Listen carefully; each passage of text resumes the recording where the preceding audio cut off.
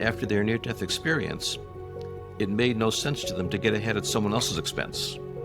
They were much more compassionate towards their competitors and towards their employers. It's even harder for people who have violent professions. For example, one fellow I knew who was a Marine, and he went to Vietnam, and he was leading his platoon into battle, and he was shot in the chest. And he was air evac'd to a hospital in the Philippines where he had an operation to get the shrapnel out of his lungs. And in the operation, he had a near-death experience. And when he came back, the idea of shooting someone was just incomprehensible to him. He was rehabbed and then sent back into the jungle and found he couldn't do it anymore.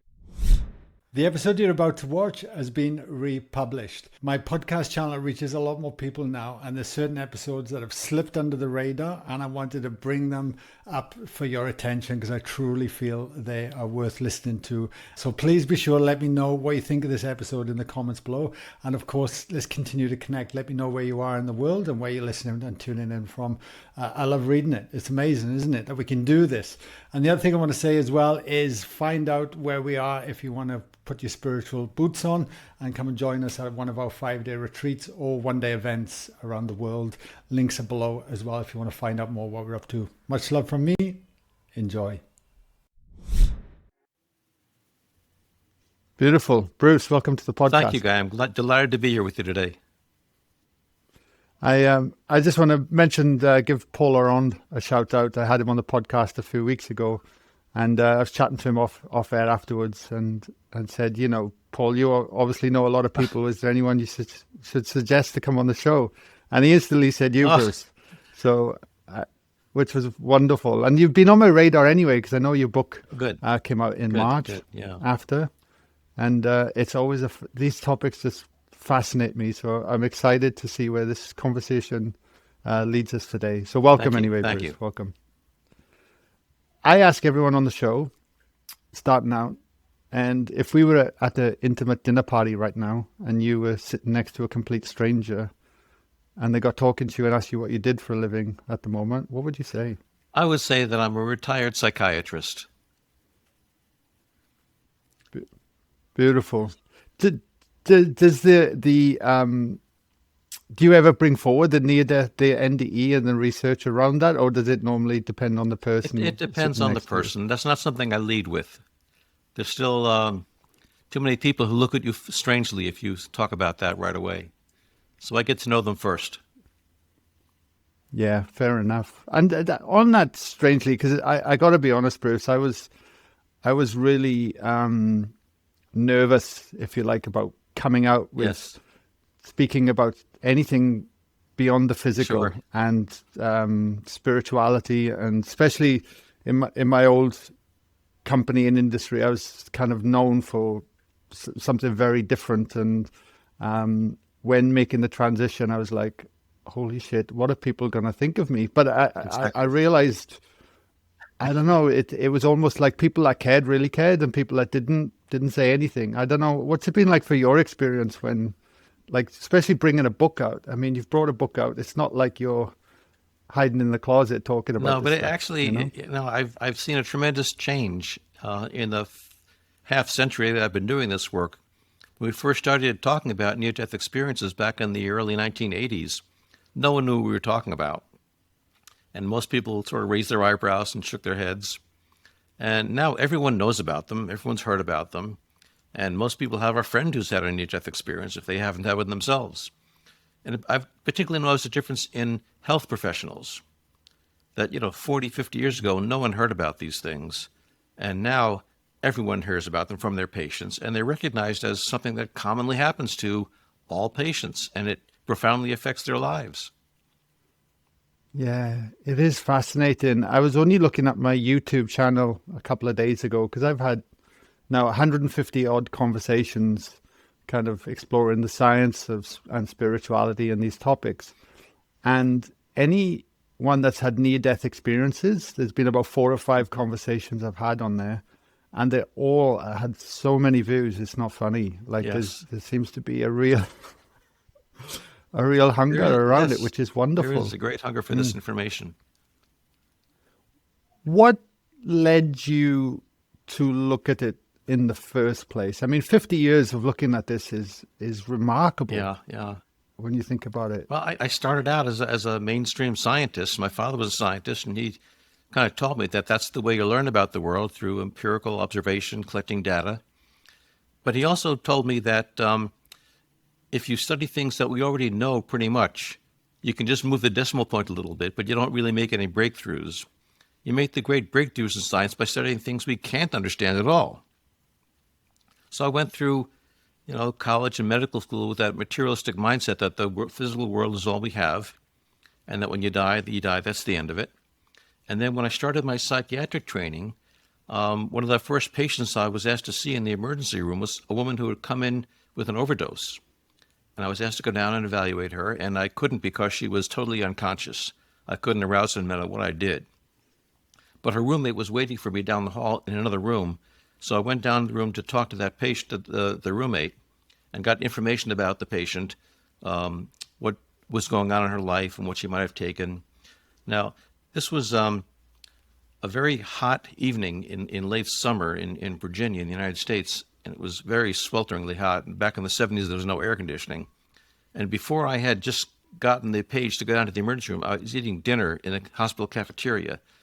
And when the pager went off at my belt, it scared the dickens out of me, and I dropped my fork and spilled some spaghetti sauce on my tie. I couldn't wipe it off, so I just put on a white lab coat to cover it up. But when I was talking to the roommate down the hall, it was so hot in that room, I unbuttoned the coat so I wouldn't sweat so much, thereby exposing the stain for about 20 minutes. So I finished with the roommate, said goodbye to her, and realized I better close on my lab coat again, so I did. Went back to talk to the patient, and she was still unconscious. So I arranged for her to be admitted to the intensive care unit overnight, and I came to see her the next morning. And she was barely able to open her eyes then. She was still very drowsy. So I started to introduce myself, and she stopped me and said, "I know who you are. I remember you from last night." But that kind of caught me up short, so I said to her something like, I'm surprised because I thought you were unconscious when I saw you last night. And then she opened her eyes and looked at me and said, "Not in my room. I saw you talking to my roommate down the hall." Well, that just made no sense to me at all. The only way that could have happened is she had left her body and followed me down the hall, and as far as I could tell, I was my body. How can you leave it? She sensed my confusion and started to tell me about the conversation I had with the roommate, what I had asked, what she answered, where we were sitting, and finally she mentioned the stain on my tie. It just blew me away. I couldn't make any sense of that at all. I was totally confused, but I couldn't deal with my confusion. I was there to deal with hers. So I tried to stuff my feelings away and just dealt with her issues and get her settled. And in the next few days, when I tried to understand what was going on here, I just couldn't imagine what had happened. And I thought maybe the nurses were playing a trick on me. They had somehow colluded with this patient to make up this story, and but I couldn't imagine how that had happened. But I just pushed it on my mind. I didn't dare tell any of my colleagues about this. They would have thought I was crazy for sure. So I just sort of tried to forget about it for several years. And then about 5 years later, one of my colleagues at the University of Virginia, Raymond Moody, published a book called Life After Life, in which he gave us the name near-death experiences and described what they were like. And I realized for the first time that this story my patient told me was not one crazy patient story. It's part of a huge phenomenon. I still couldn't understand it. But as a scientist, I thought, I need to go after this. I need to try to understand what's going on here. So I started collecting more cases and trying to make sense out of it. And here I am 50 years later, still trying to make sense out of it. Wow. How many reports, are we talking about here? Is it like the odd one or two that just trickles in, or are we talking a lot of people? We're talking about millions around the world. Millions. Yeah. Roughly 1 out of every 5 people in the general population. 1 out of every 20 people in the general population, that's 5%, has had a near-death experience. That means someone in your family, someone in your workplace, someone in your schoolroom has had a near-death experience. Why do you think then, especially with your academic background as well, that if it's that common, which it's mind-blowing, yes, And the more I've been looking into this, the more I'm like, oh my God, why aren't we looking at Yes. this? Why aren't we looking at this? What is the sticking point, do you Well, see? people are still embarrassed to talk about it in public for the most part. And, I've asked people about this, about why it's so hard to talk about it. And sometimes they say, quite rightly, that they're afraid they will be ridiculed or labeled as crazy or just, not taken seriously. And sometimes they say it was just too personal and sacred an experience, and if I shared it, that would take something away from it. So they tend not to talk about it until a healthcare worker like myself goes there and demonstrates that we are taking it seriously and want to help them deal with it. Were you embarrassed to talk about it? Was there a point in your life, especially with your background? Because I've had a few doctors come on the Yes. show, and quite often it's been towards the end of their career Yes. before they've gone, you know what?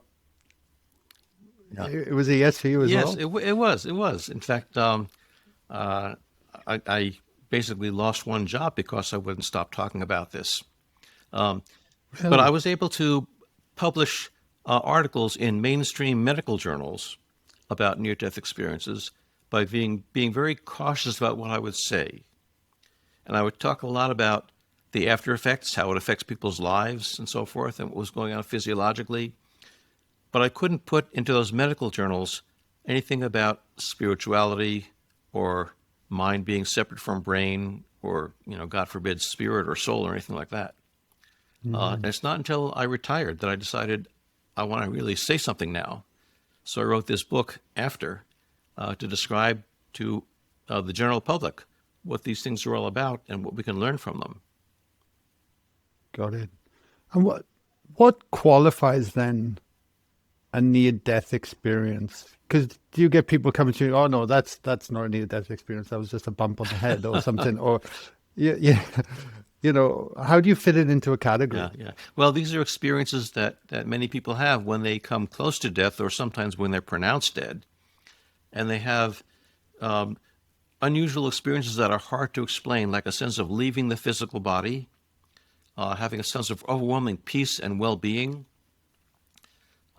sometimes leaving this physical realm behind and going to another realm or dimension that doesn't seem to have space or time, encountering other entities that they may interpret as being deities, God, or deceased loved ones, reviewing their entire lives, and sometimes then coming to a point of no return beyond which they can't keep going and still return to life. And then they might make a decision to come back, or sometimes they're told to come back against their will.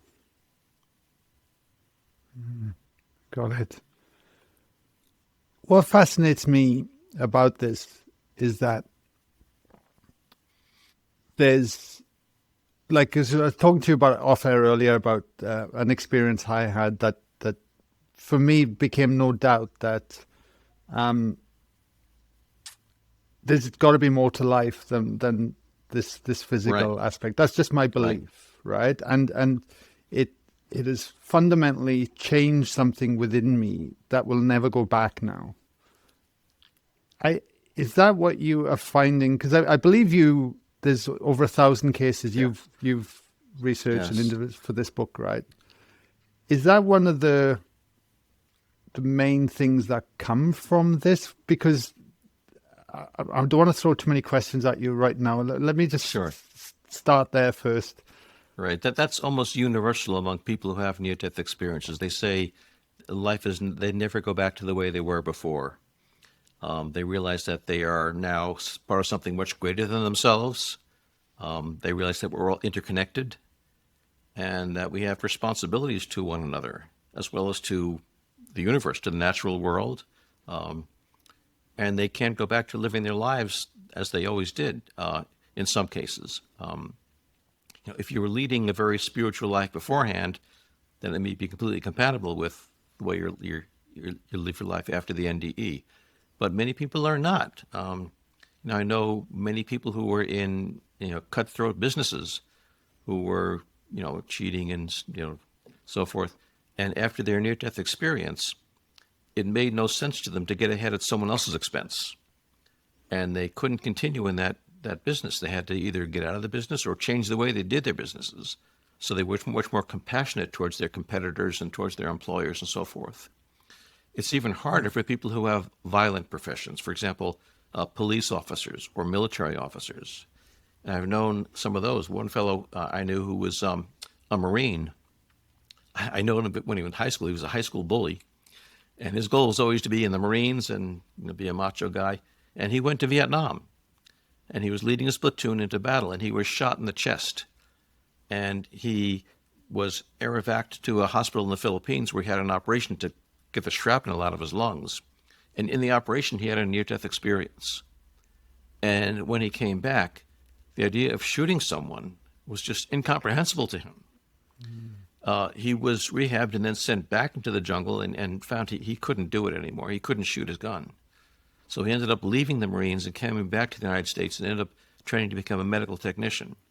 And I've heard that type of story again and again from police officers and other military officers who had to give up that profession and go to some helping profession, usually, healthcare or clergy or teaching or social work, something like that. Yeah, it makes sense, doesn't it?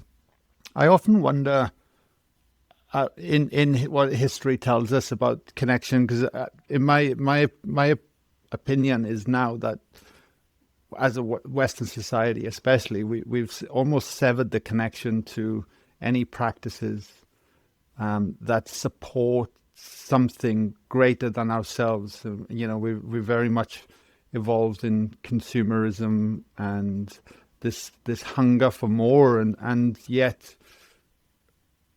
when you start to look at this work, you actually want for less. That's right. Because you realize you have everything right here, right now. That's right. It's very common for people to say that they don't care as much about things of this world, not only material possessions, but power, prestige, fame, achievement. Those don't matter anymore to them. They're more concerned with relationships, with caring, with being altruistic, and they live their lives that way. Yeah.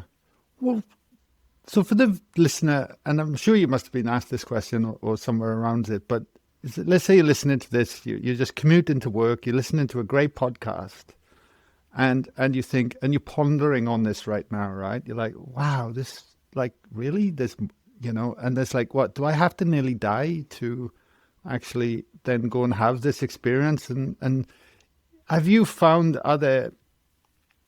in your research, different ways or practices to at least feel that without having to go through the horrific things that people have had to do to have those experiences? That's a great question, Guy, because I think spiritual traditions throughout the centuries have developed techniques to try to have this spiritual experience.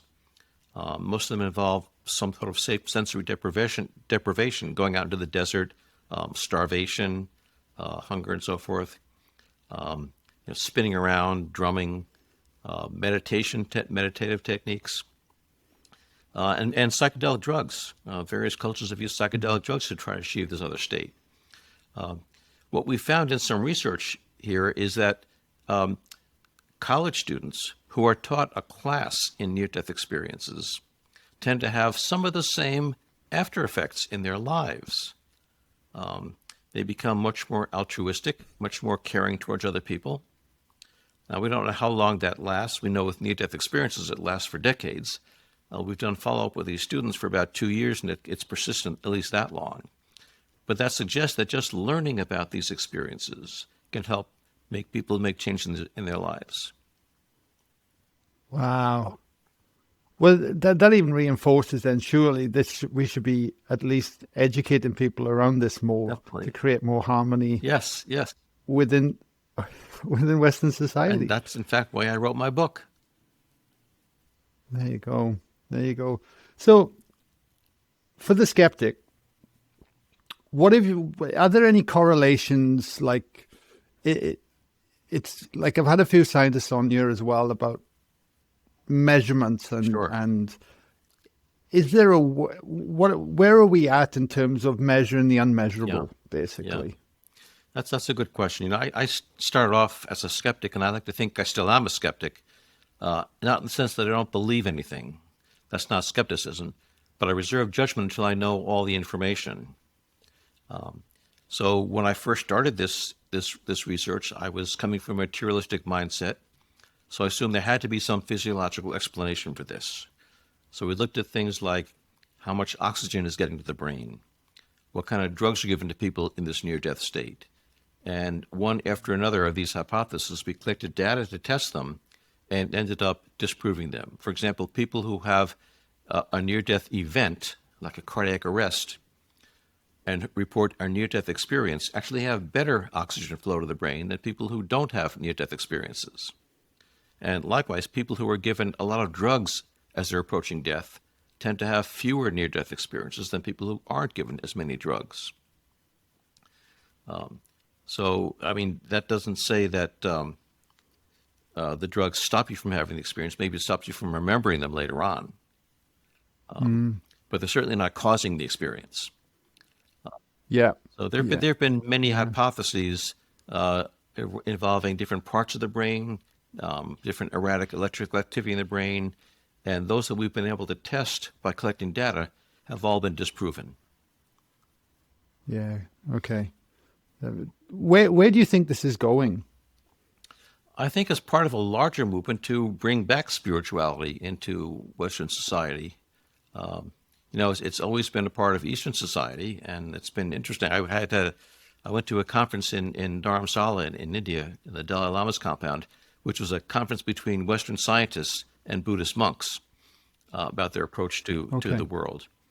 And the Dalai Lama made the point that both Buddhism and Western science are empirical endeavors. We both search for data as the basis for how we understand the world. But he said the difference is that Western scientists try to understand the world so they can control it, whereas Buddhists try to understand the world so they can live in harmony with it. And that really struck me that, why are we doing this science? Is it so we can manipulate and change the universe? Or is it so we can live better lives in this universe? That's a powerful point. And right now you really have to wonder which one we're heading towards. Yes. Well, I think events like climate change are starting to make us question our materialistic compulsion to do more and get more and buy more and throw away more. And I even think with the pandemic that's still going on, like we're all in another lockdown here in Australia right now, and the amount of fear and anger and hate that has been hurled around at each other. But if somebody's got an opposing opinion to someone else, and the division that's going on, and I often ponder on, wow, if we had more of these practices and more of these conversations, and we were just removing the fear from our own mortality, because at the end of the day, we all have only a certain amount of time on this planet. Right. Like, there's no getting away from that, and we started having deeper conversations and deeper support. How we would be responding right now to everything that's going on in the world. It just blows my mind. Yeah, the pandemic has certainly focused people's attention more on death and dying, and that's made people much more anxious than they were before. Yeah, naturally so. With all the I always love stories and hearing different things, aspects that come out of it, and that out of the over the 1,000 people you've researched and done, have there been any ones where you've just kind of gone like, oh my God, really? Well, there are hundreds of them that make me say that. I'll give you two examples. And the ones that strike me most as a scientist are the things that have verifiable features. For example, if someone says, yes, I left my body and I saw what was going on in the operating room, that could be imagination. But sometimes they see and hear things that they couldn't have anticipated. And an example was a guy I knew who was a 55-year-old driver, and he was on his rounds one day and had a crushing chest pain. So he made it to the hospital, and he was evaluated and found to have 4 blood vessels to his heart that were clogged, and he needed emergency surgery around his heart. And he told me that in the middle of the operation, he left his body and looked down on the operating table, and he saw his surgeon flapping his elbows like he was trying to fly. Now, at this point, when he told me this, I'd been a doctor for about 30 years. I'd never heard anything so ridiculous in my life. You don't see doctors on television doing this type of thing. So I assumed he was hallucinating, but he insisted it was true. So a few days after the operation, I, with his permission, met with the surgeon and asked him about this. And the surgeon was kind of embarrassed and said, "Who told you about that?" And I said, "Well, Al did. The patient told me about it." And he said, "Well, it's true. I developed this habit of letting my assistant start the procedure while I get my sterile gown and gloves on, and let I go into the operating room and watch them for a while to make sure they're doing it right. And I don't want to risk touching anything with my hands that isn't sterile, so I place my palms flat against my chest so I won't touch anything. And then I point things out to them with my elbows so I don't touch anything with my fingers." And he demonstrated just the way the patient did. I've never seen any doctor do that. And he, in fact, said he'd never seen anyone do it either. So how did the patient know about this? I don't know. I'll give you a more unusual story. This is a fellow who, he was 25 years old, a technical writer, and he saw a deceased person in his near-death experience. Now, that's not unusual. About 30 to 40% of people in a near-death experience see a deceased loved one, and that's easily dismissed by debunkers by saying, well, that was, expectation, wishful thinking. You wanted to see someone, so you imagined them. But this fellow was admitted to the hospital with bad pneumonia. He had respiratory arrest where he couldn't get his breath. And his primary nurse who worked with him every day was a 21-year-old attractive woman who was kind of flirting with him, he thought. And one day she told him she was going to take a long weekend off, and there'd be other nurses substituting. So he wished her well, and she went off. And while she was gone over the weekend, he had another respiratory arrest where he had to be resuscitated. And during that arrest, he had a near-death experience. And he found himself in a beautiful pastoral scene, and there, to his surprise, this nurse comes walking towards him. And he does a double take and says, "Anita, what are you doing here?" And she said, "Oh, Al, you can't stay here with me. You need to go back. You need to go back to your body, and I want you to find my parents and tell them that I'm sorry I wrecked the red MGB." And then she turned and walked away. He then woke up back in his body in the hospital bed with complete memory of this experience. And the first time a nurse walked into his room, he started to tell her about it excitedly. She got very upset and ran out of the room. It turned out this nurse of his, the primary nurse, had taken the weekend off to celebrate her 21st birthday. And her parents had surprised her with the gift of a red MGB. This was in South Africa back in the 1970s, where these were rare. She got so excited she jumped in the car and took off for a drive, lost control and smashed into a telephone pole and died instantly, just a few hours before he had his near-death experience. Now, there's no way he could have expected her to die or wanted to see her in his experience, and certainly no way he could have known how she had died, and yet he did. So how do you explain this in terms of brain physiology or too little oxygen, something like that? He knew what happened to her, which implies that something about her survived her death and was able to communicate with him, which certainly makes you think about a spirit or a soul or something like that. Absolutely. Well, with your, like you mentioned, nearly 50 years of research in this now, what conclusions, and you said you're still skeptical as well, which is wonderful. And I think skepticism is the best place to come from, and being curious. What conclusions have you come to so far of what is consciousness? What are we? Let me preface that by saying that most near-death experiences will start by saying, there aren't any words to describe what happened to me. I just can't put it into words. And then we researchers say, great, tell me about it, So we know we're making them distorted by putting it into words. And they cope with that by using whatever metaphors they have available to them, which are usually religious or cultural. So I don't take literally as truth what they're telling me. I take it as sort of figurative. So what they all talk about being in a blissful environment, and that I can believe. But when they talk about seeing this warm, loving being of light that they call God, I don't know how to interpret that. I believe that they encountered something, but was it what we call God? Many of them say, well, it wasn't the God I was taught about in church. It was much bigger than that. And in fact, I've talked to people who were raised in Hindu and Buddhist cultures who don't give it that label.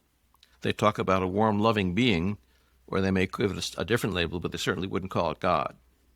And this doesn't apply just to the being of light. Many people describe going through a long, dark, enclosed area to get from this physical world to this other realm. And in Western societies, they usually call it a tunnel. But people in cultures that don't have a lot of tunnels wouldn't use that word. They would say, I fell into a well or I went into a cave. I talked to one person who was a truck driver, and he described going through a tailpipe. And that was how he described this long, dark, enclosed. So whatever metaphors you have available are the ones you use. So I can't take literally what they say, but I understand it as figurative expression. So I do believe, after all this research, that that part of us that thinks and feels and perceives and lays down memories is not just our brains. Because there are times when the brain is offline or sometimes totally flatlined, and yet our consciousness seems to be more vivid and more detailed than ever. So clearly sometimes the mind seems to be able to function without the brain. And there seems to be some evidence that it survives after the body dies as well, as in the cases of people who see deceased loved ones who seem to be persisting. So I expect there to be something after death, but I have no idea what it is. I'm sure, as most near-death experiencers tell me, it's something that is beyond what I can imagine here in this brain. My brain can't process what they experience in the NDE, so I'm prepared to be surprised. Yeah. Didn't that happen to Dr. Eben Alexander? Yes. Part of his brain turned off? Yes. Like, yes. He was in a deep coma for 6 days, and we have CAT scans from his hospital stay that show basically his inside of his skull was like mush. It was filled with pus, and there was no structure to his brain left at all. Unfortunately, they didn't measure his brain waves during that time because they thought he was a dead man. He had a rare bacterial infection that has less than 1% survival rate. They said there's no point in doing an EEG. He's dead. He'll never recover from this. And as you know, he's perfectly fine now. He's giving lectures that are better than mine. And he talks very eloquently about his near-death experience and what he learned from that. Yeah, I had him on the show about 2 years ago, I think, talking to him about it. I just recall what you said then with the brain going offline. Yes. But yeah, we're still very conscious about Yeah. it. Yeah, amazing. I'll tell you, What is this? Let me tell you one more thing Yeah, about this please Eben go. Alexander, because there were popular magazine articles saying that he really wasn't near death, that he was just given drugs to put him into a coma because he was having seizures and so forth. And I wasn't, as a skeptic, I didn't take that at face value, but I also didn't take his report at face value. So with his permission, I got the hospital records from the hospital where he was treated, more than 600 pages worth. And I made 3 copies, and I rated one, and I gave 2 copies to other physicians. And we each independently examined the entire record and came up to conclusions about what really happened to him. And all 3 of us independently found that he was as close to death as you can be and still survive, and that he was in a deep coma at the time he had his near-death experience. He reported seeing things around his hospital bed so we can know exactly when they happened. And we know that the medical record shows he was in a deep coma at that time. There you go. Yeah, it's fascinating. I even remember speaking to Anita Mojani, Yes. who's been on the show, and she's got all the records Yes, from the yes. doctors as well. That are just saying this, she's like breaths away from being Yes. dead, basically. Yes. Same scenario. They didn't expect her to survive. No. Yeah. Wow. the thing that I'm trying to articulate, the thing that worries me is that we can be so dismissive and just keep pushing this to one side. And is that just a trait within Western medicine? It's my way or the highway kind of thing. Like, there's so many good qualities about it as well. It's not like I want to sledge it or put it down. It's been incredible for me over my years. Yes, But yes. I just wish there was more open to possibility where we could be having conversations on both sides to come up with what's best to serve us moving forward. Well, the good news is that we are going in that direction. When I talk to medical students and trainees, they are much more open to this than the more senior physicians are, because they've grown up with this kind of mindset. And even the older physicians, as they see more and more of their patients talking about these experiences, they're more interested in learning more about them. Whether they think they are hallucinations or not, they recognize that they have profound after effects on the patient's lives, and therefore they need to know about them. So it's a generational thing. Yes, it is. So, it is. Yeah.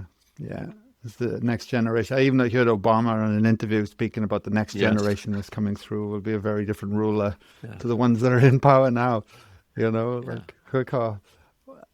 What I am fascinated as well is, how has this change affected your life from researching this work? Because you talk about anyone that looks at this. Yeah.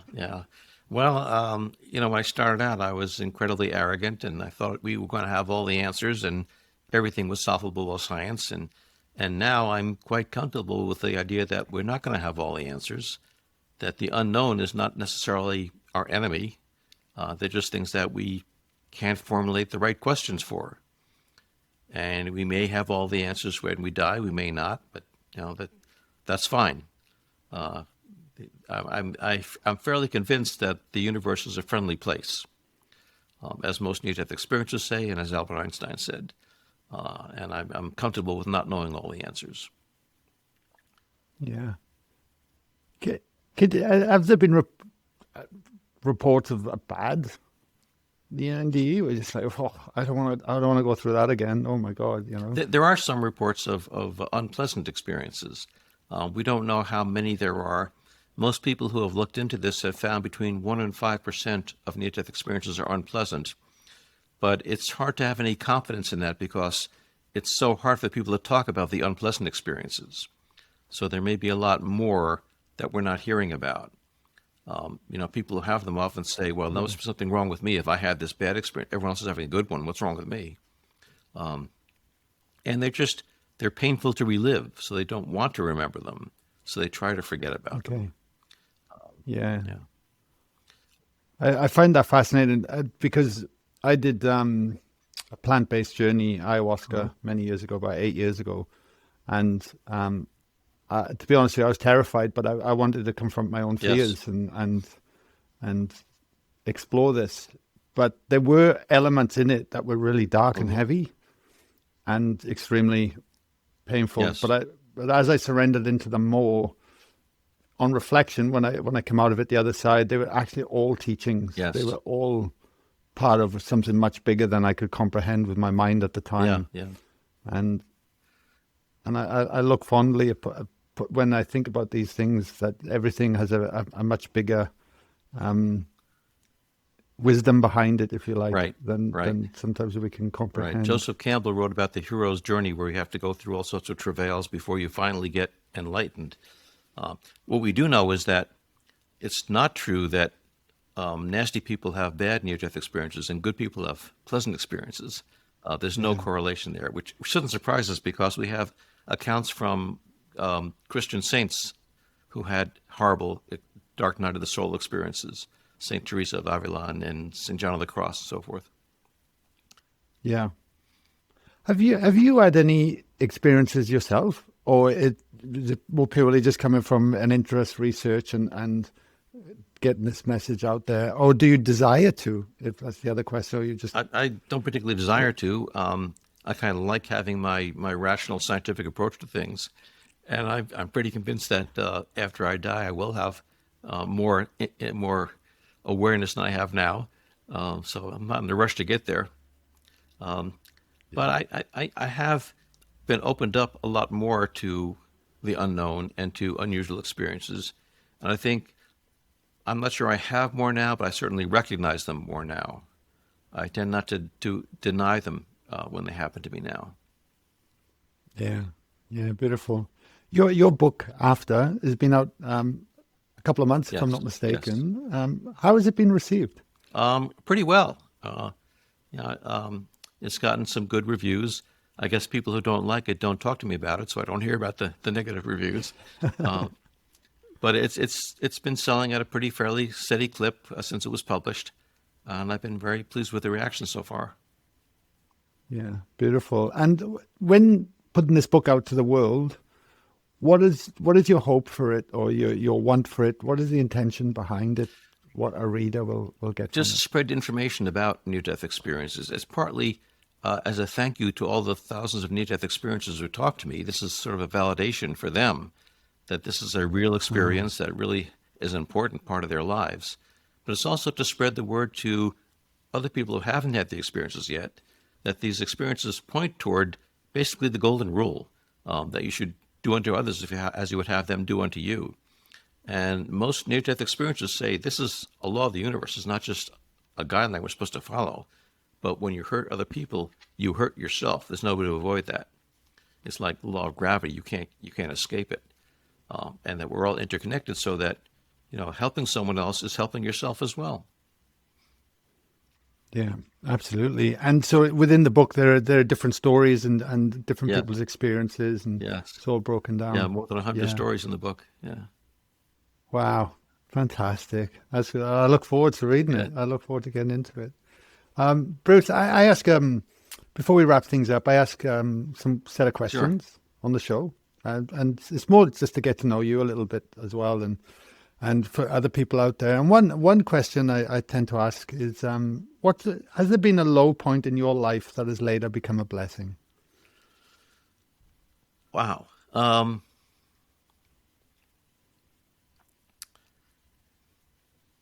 Well, there's certainly been low points. Uh, I mentioned before losing a job, and actually I was at a research university teaching psychiatry, and they said when you come up for tenure, you're not going to get it because you're studying near-death experiences, and you can't measure those. You can't put them in a test tube and do tests on it. So it's not going to count for anything. You need to do some serious research and stop this stuff. So I had the option then of doing that, of turning my back on near-death experiences and just focusing on mainstream medical research. And I could have done that and kept my job, and I liked the job. I loved teaching. I loved doing patient care. But it felt intellectually dishonest to me to do that. So I decided I wanted to leave that university and find another university that had a more open attitude towards this. And that meant, at that time, uprooting my wife and my two young children and moving to another part of the country. And that was a very difficult decision. We talked about it a long time, my wife and I, before we finally decided that was the right thing to do. And that was a very difficult time, a very challenging time. It ended up being good for all of us. Amazing. Yeah. These are the things we don't see, isn't it? Yes, Because you yes. can, yeah, hindsight's a wonderful thing. Yeah. Thank you for sharing. Um, if you could have an intimate dinner party yourself with a few guests, and your guests could be from anywhere in the world, from any time frame, who do you think you'd want to have a conversation with, and why? Wow.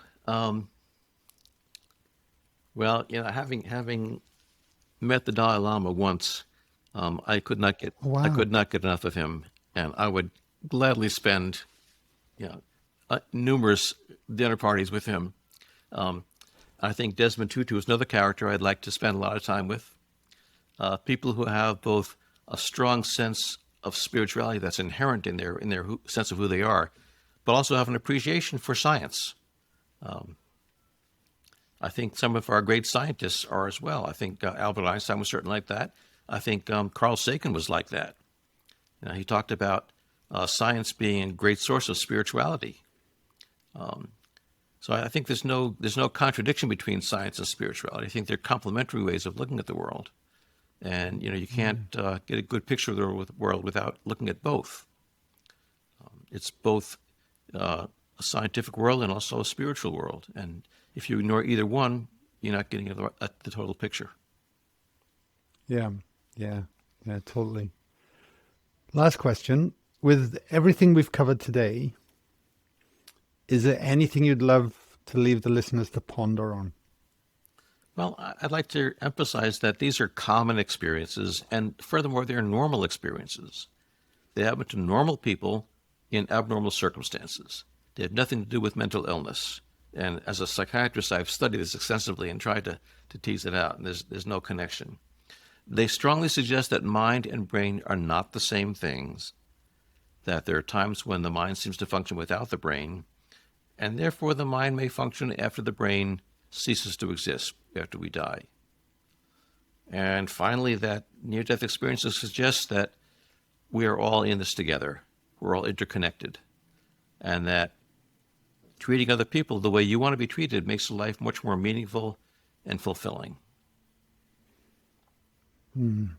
Beautiful. It's definitely a message worth spreading. Your book, After, I'm assuming is available pretty much anywhere. Where would be the best place we can point people to? It is. I have a website, www.brucegreyson.com. That's Greyson with an E. Greys, you would spell it in Australia, but not here in the U.S. And there are links on that website to various places to buy both the American and the British version of it. Yeah. Fantastic. Is it on Audible? Yes, it is. Yes. It's on Audible. It's available through Amazon, through all sources. Yeah. Awesome. Well, for anyone listening, they can pause and the links will be in the show notes below anyway, if they want to grab a copy. And Bruce, thank you so much for coming on today and just sharing your wisdom and sharing your knowledge and putting a book together like this and getting it out there to the world. And it's just been a wonderful conversation, and just it's deeply appreciated. So thank you. Thank you, guys. It's been a pleasure talking with you. That's awesome. Thanks.